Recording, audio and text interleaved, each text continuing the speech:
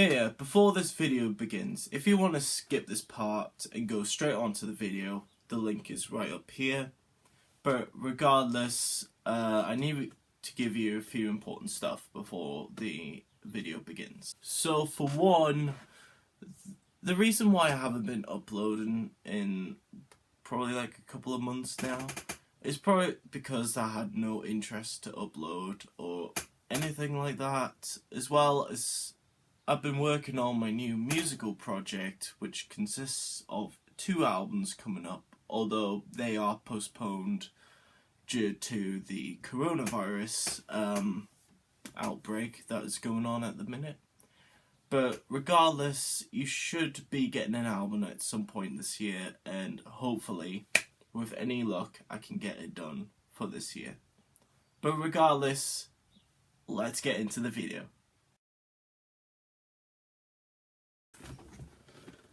Do you know which band that I absolutely hate so much that I can't bear to see anything that's in sight of this band? Bauhaus. And why, do you ask? Honestly, I couldn't think of an intro for this video or anything funny to say other than the ironic twist of it all. Yeah, I don't make the best of intros, do I?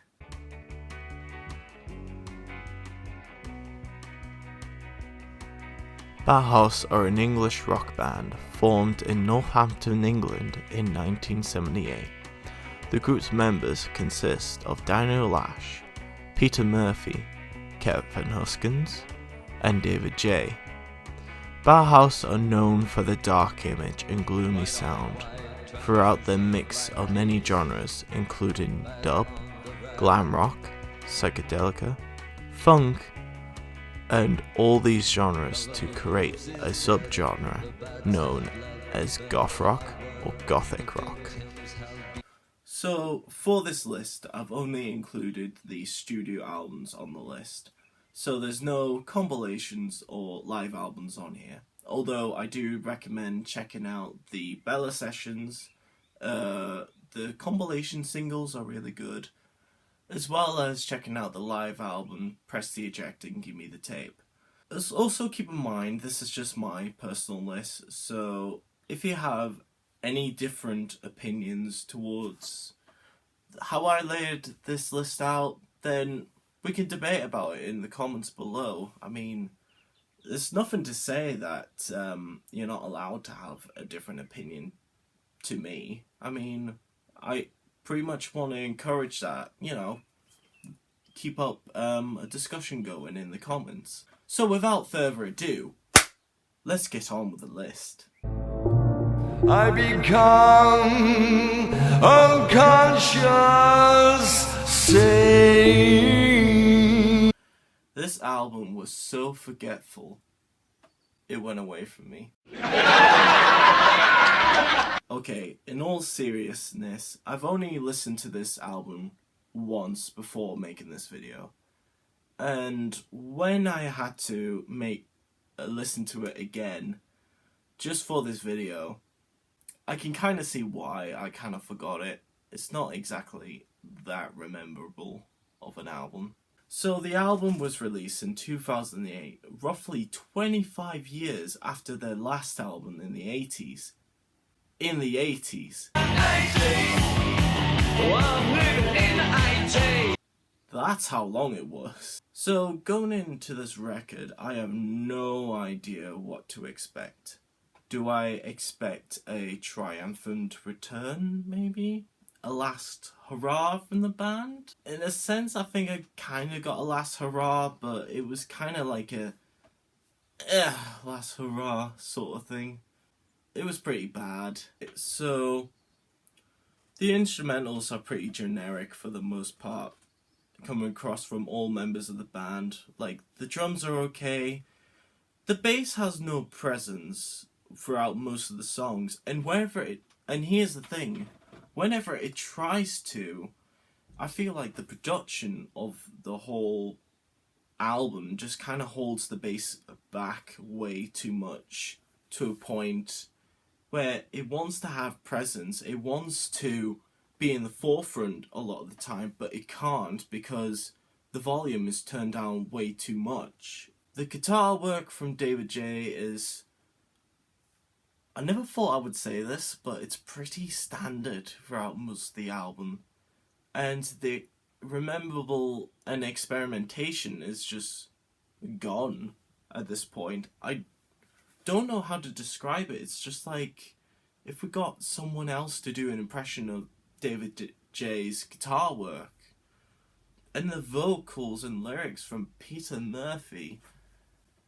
My God, what happened here, my boy? Look how they massacred my boy. Like, his vocal delivery has no characteristics whatsoever. And the energy is just like, it's non-existent compared to the early days of Bauhaus, you know, the 80s era, as well as his solo work, which is way more better, I think, in terms of his vocal performance. And his pitching is, it's correct, but where's the characteristics? Where's the personality? Where's all this? The only good bits of this album that I quite like is one of them being the song Saved, which the whole track is kind of like a slow burner, but towards the end it has a good transition to the next track, Mirror Remains, which is pretty okay. You could take it or leave it. Also quite like the song Blackstone Heart, which is the song that just kind of feels like, you know, finally some band members actually put a bit of effort into it. But overall, I just feel like this is a very forgetful album to a point where I was... Wait, what album were we talking about? Were we talking about Burning from the Inside? No? Shit.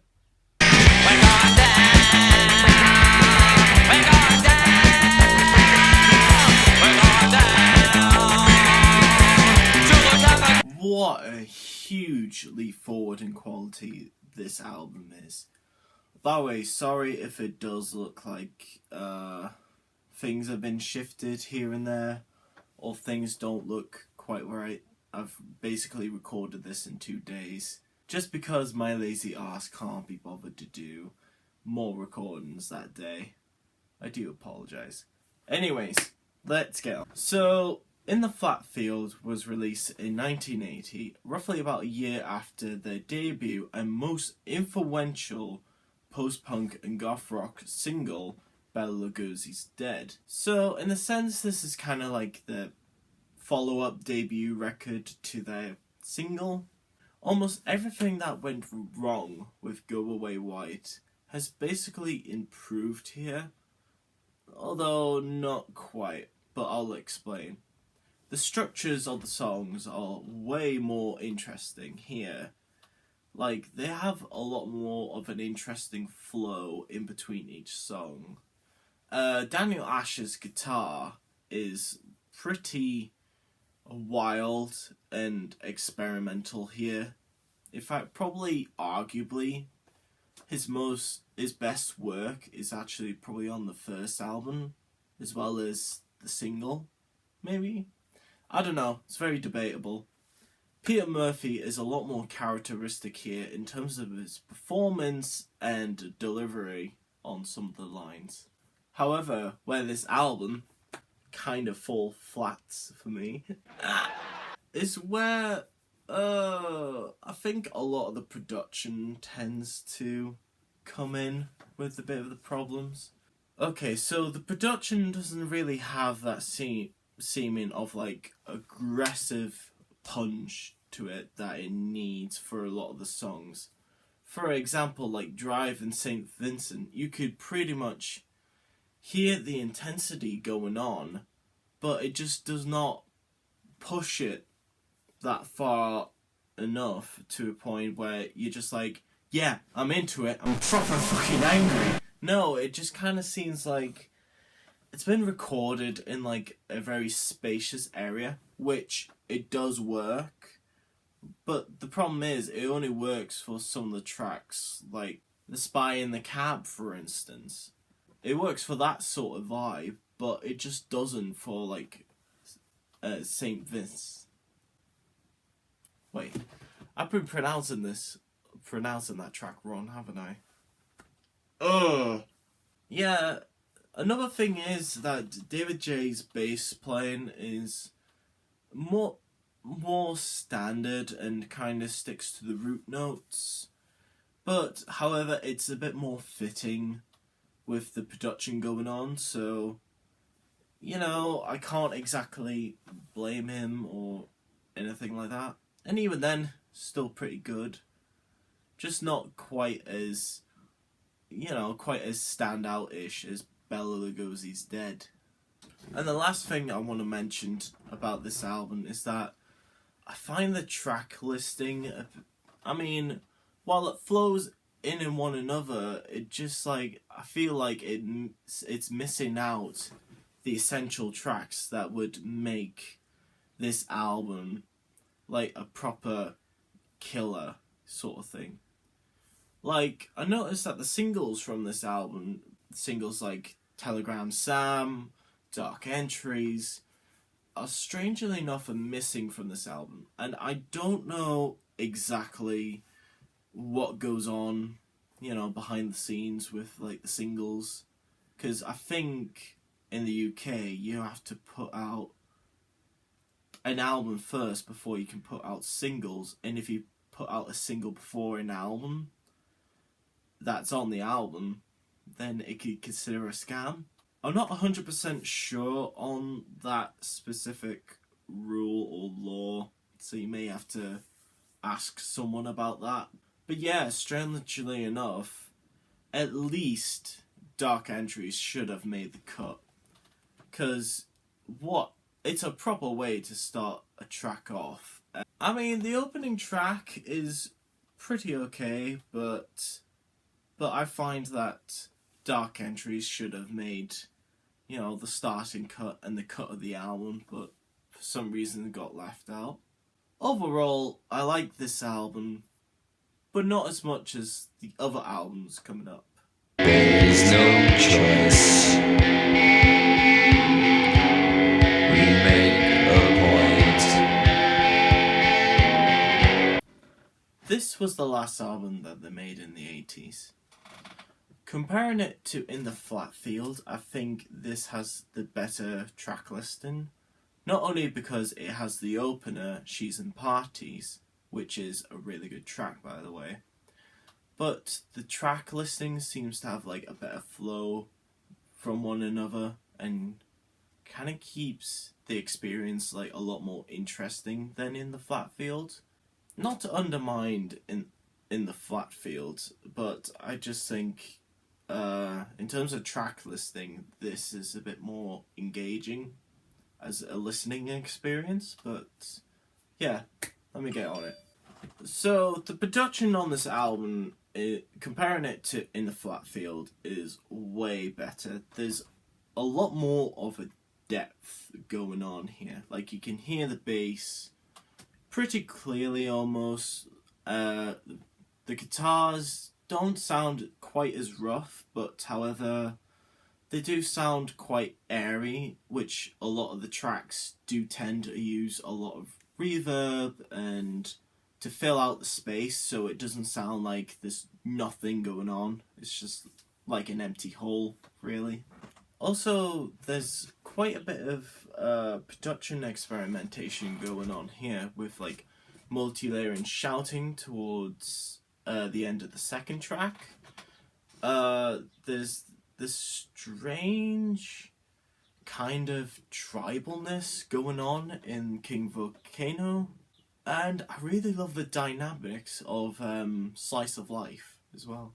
So from what I've heard people complain about this album is that Peter Murphy doesn't seem to have as much contribution that he does to a lot of the songs here due to his illness at the time, and Daniel Ash and David J stepping in to do his job. But personally, I don't mind that these people have been stepping in, because it gives everybody else in the band a bit more of a chance to have like the kind of little chance, the little vocal moment, and they don't do too bad of a job in my personal opinion. Like in Slice of Life, I really like, I think it's Daniel Ash's vocals on it. But however, the things I don't like about this album kind of relates to the last two tracks on the album, which is the title track, Burning from the Inside, and the last one, Hope. So let's start out with Burning from the Inside. Burning from the Inside, well, lyrically it's quite interesting, but the song is like really repetitive to a point where it kind of numbs your brain almost, and it goes on for 9 minutes. 9 minutes too damn long. And if you're especially going to make something as repetitive as that song, make it shorter, God. And for the last track, Hope, it's the worst Bauhaus song in their discography. I am sorry. Tell me when you listen to the song, you don't hear a happy commercial song playing in the process. Like, look at this clip I'm about to show you right here. Your mornings will be brighter. Break the line, tear up rules, make the most of a million times now. 'Cause your mornings will be brighter. Break the line, tear up rules, make the most of a million times now. See, doesn't it perfectly fit? If you say no in the comments, are you out of your mind? In conclusion, I think it's slightly better than In the Flat Field. But however, if someone comes up to us and says, "Oh, I prefer In the Flat Field," I could kind of see why, honestly.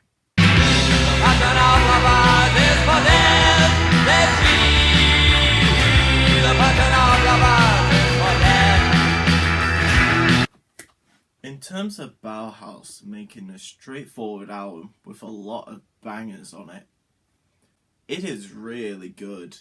So yeah, in terms of Bauhaus albums, this is pretty much as simple as they're gonna sound like.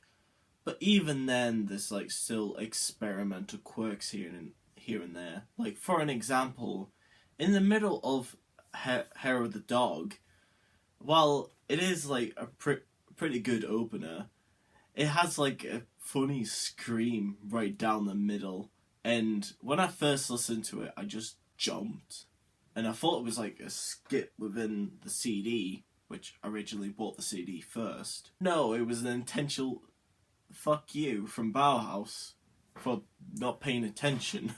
And also there's other experimental quirks, like there's literally a spoken word during the whole song called Lilies and Remains.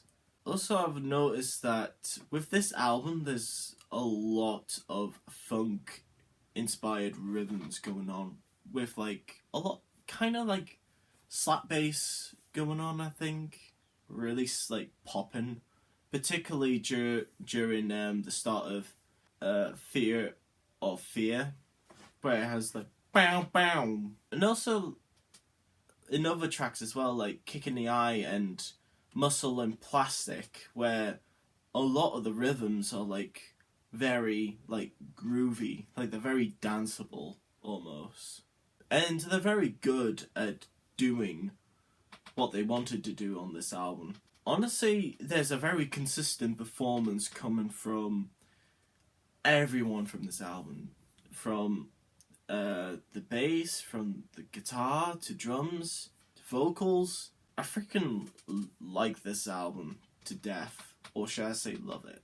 But the absolute thing that keeps it from my number one, in my opinion, is kind of the upside to this record.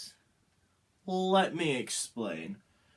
So while it does have a lot of enjoyable tracks on this record, and a lot of spooky tracks, like Hollow Hills for instance, I feel like even with the positive tracks, we kind of lost that experimental edge that In the Flat Field had. Like, it doesn't feel... It is dark, but it isn't quite up in forefront about it. It feels goofy, if that makes any sense, rather than just dark and mysterious. While it is dark and mysterious, it's just like having a good time about it.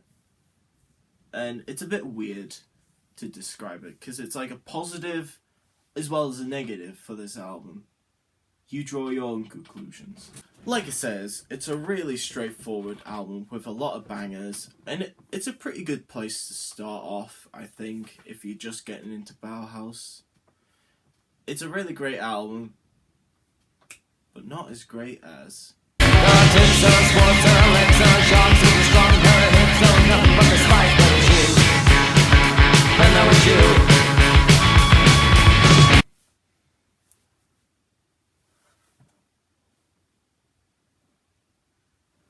Wait.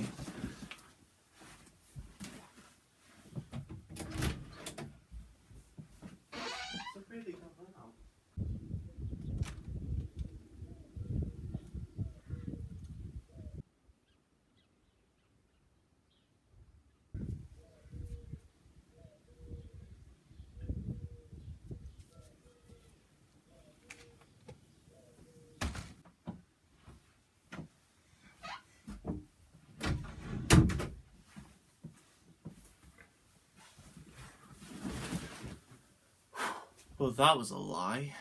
What can I say about this album other than it has the dark energiness and aggression that In the Flat Field has, but with the production and consistency of something like Mask.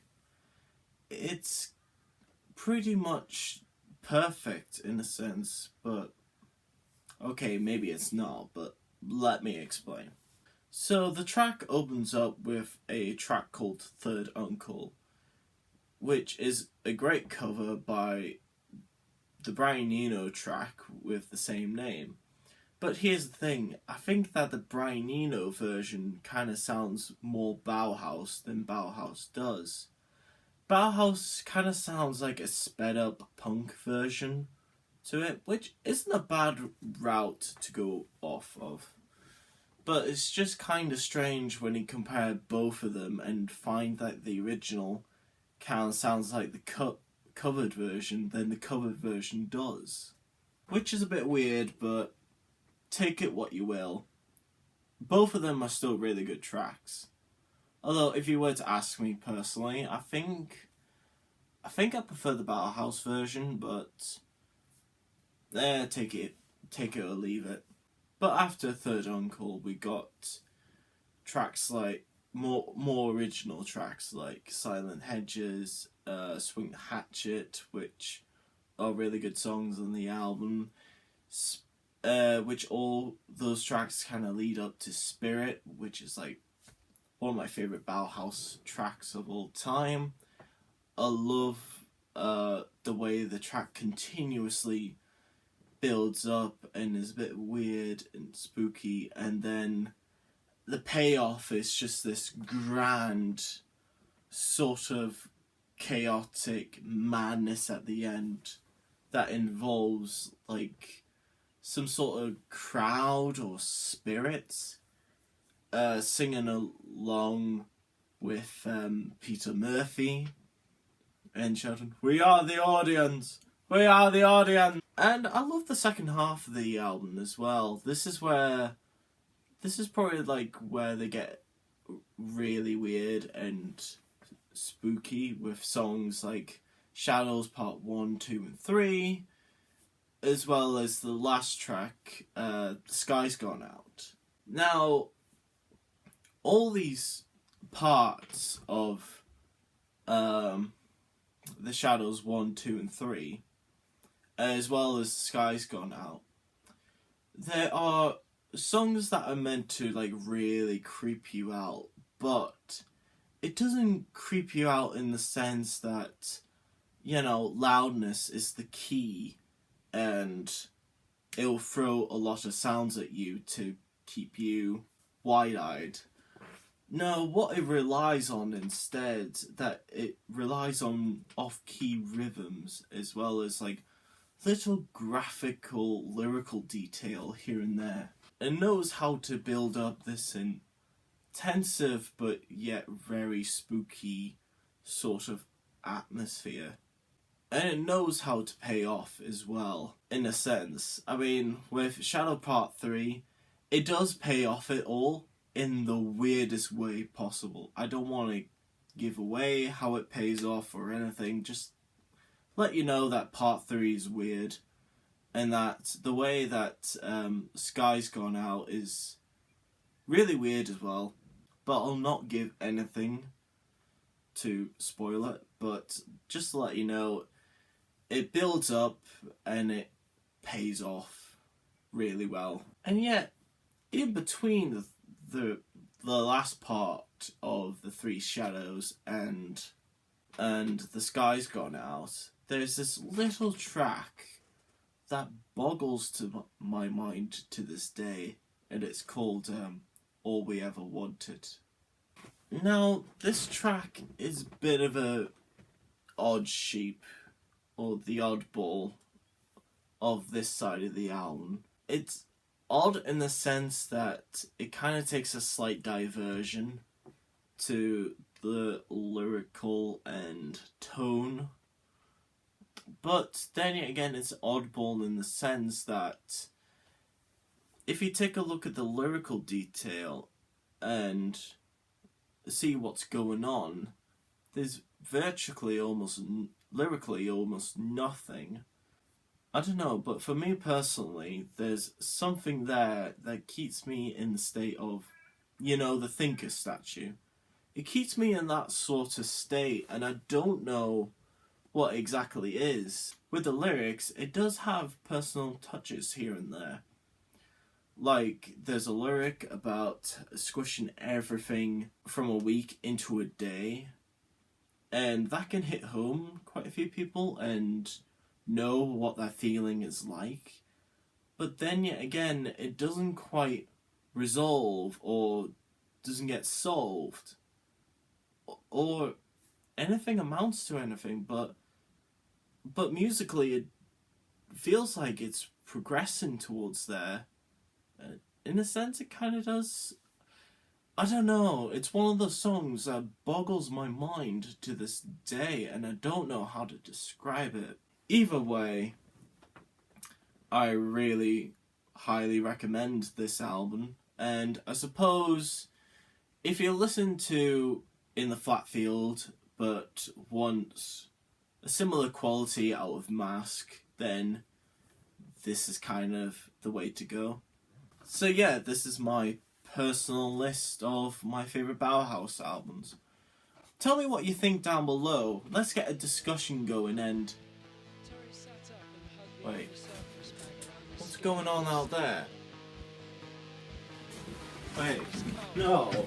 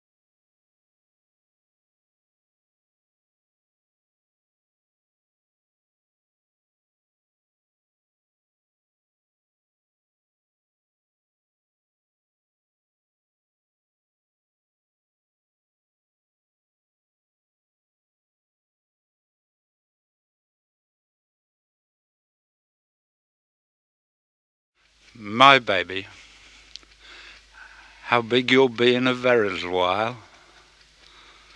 You'll be going to school and you won't want your daddy then, will you, darling? Oh, I wish you could be my baby all the time. I wonder what the future holds.